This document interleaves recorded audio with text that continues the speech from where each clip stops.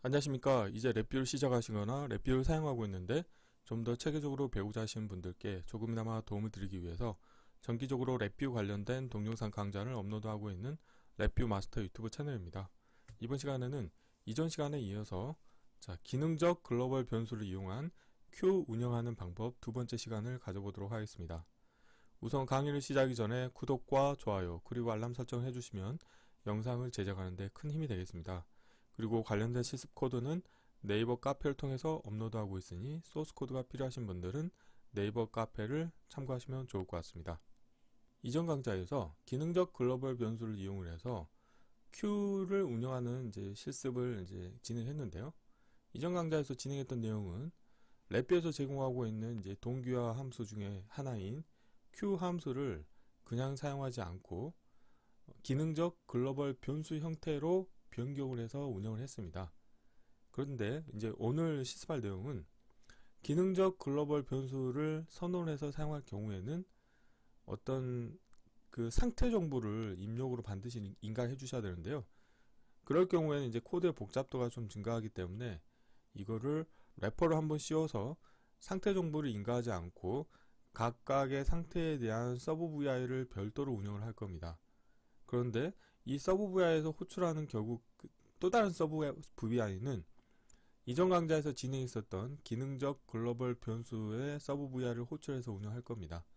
자, 그래서 프로젝트 파일을 보시게 되면은 추가적으로 서브 VI라고 하는 폴더를 하나 생성을 하고 관련된 서브 VI 밑에 다음과 같이 dq 함수, inq 함수, 그 다음에 obtain q 함수, 그 다음 release q 함수라고 해서 이 각각의 어떤 상태에 대한 서브 VI를 별도로 래퍼 개념으로 운영을 할 거고요.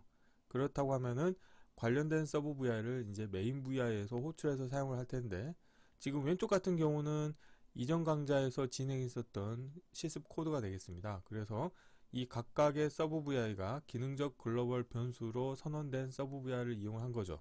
그래서 동일한 서브 VI를 사용하는데 보시는 것과 같이 상태 정보를 별도로 인가를 해 주셔야 됩니다. 그래서 obtain, inq, 그 다음에 dq, 그 다음에 release라고 하는 상태를 별도로 인가를 해 주셔야 되는데요.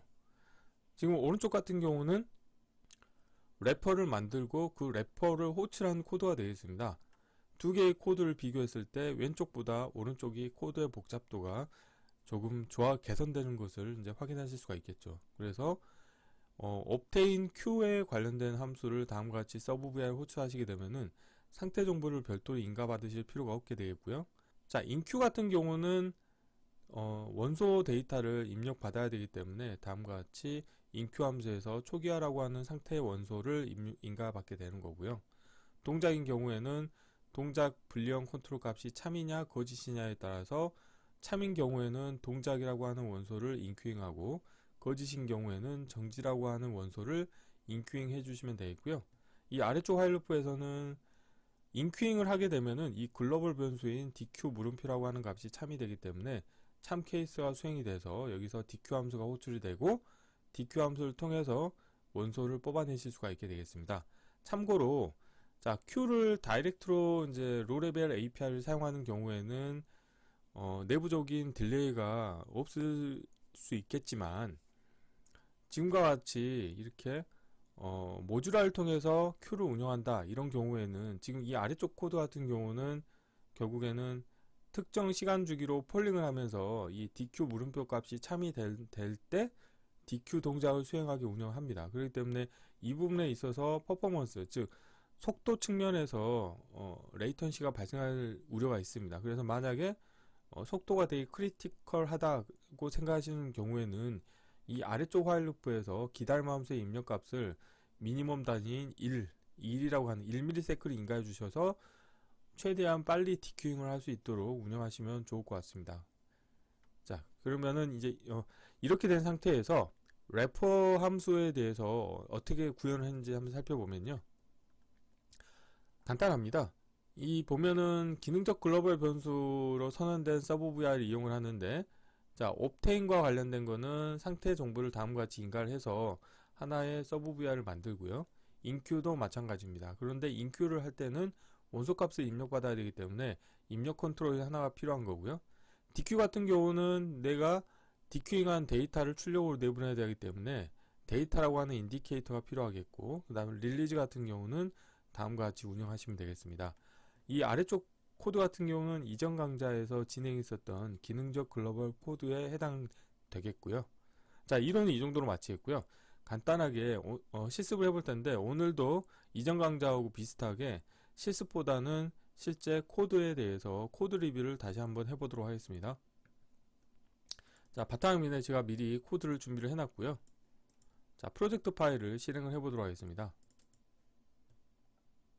자, 실행을 하시면 다음과 같이 되겠고요. 보시는 것처럼 서브 VR라는 하는 폴더에 4개의 서브 VR을 정의를 해놨습니다. 자, 그래서 하나하나 보시게 되면은, 자, DQ 같은 경우도, 자, 커넥터 펜은 다음과 같이 데이터라고 하는 출력이 하나 나오게 되겠고요. 블록 다이어그램 코드를 보시게 되면은 간단합니다. 자, 상태 정보를 인가해 준 거죠. 그리고 이 관련된 코드 같은 경우는 이전 강좌에서 진행했었던 기능적 글로벌 변수가 되겠습니다. 그래서 화일 루프가 있고, 화일 루프의 정지 조건은 참이고요. 시프트 레지스터를 사용하는데 초기화하지 않는 시프트 레지스터를 사용한다는 게 특이점이고요. 그 다음에 케이스 구조를 운영한다. 그래서 보시는 것처럼 obtain, 그 다음에 enqueue, dequeue, release에 해당하는 어떤 코드를 다음과 같이 기능적 글로벌 변수로 운영하시면 좋겠습니다. 자, enqueue 같은 경우도 마찬가지죠. 래퍼를 씌워서 다음과 같이 운영하면 되겠고요. 자, obtain, 그러니까 queue를 정의하기 위한 것도 다음과 같이 운영하시면 되겠고요. 자, release queue 같은 경우도 이렇게 운영하시면 되겠습니다.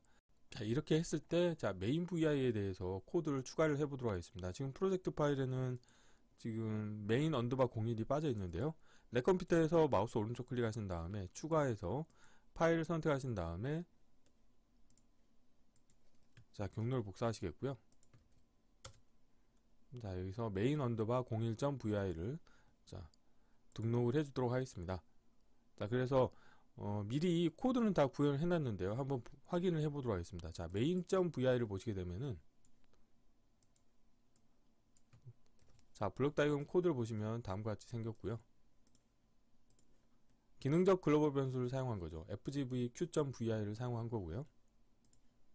자, 그런데 메인 언더바 01.vi를 보시게 되면은, 자, 프론트 패널의 사용자 인터페이스는 동일하지만, 자, 블록 다이어그램 코드를 보시게 되면은 차이점이 있습니다.